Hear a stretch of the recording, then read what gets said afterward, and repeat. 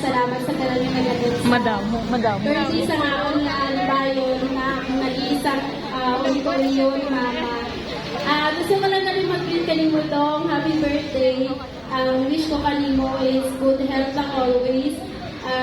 And also, padayon lang speed lang ang kamayan para sa future mo. And also, yes, ibulikan sa ating parents. And thank you sa tarantanan nga nag-adult dili para lang Diri.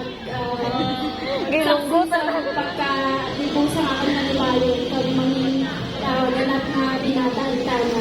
I love you, Dong, and happy birthday.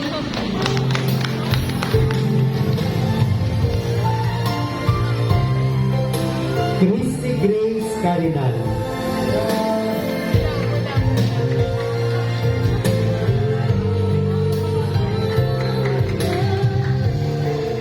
Dong, happy birthday. Always, wish naman every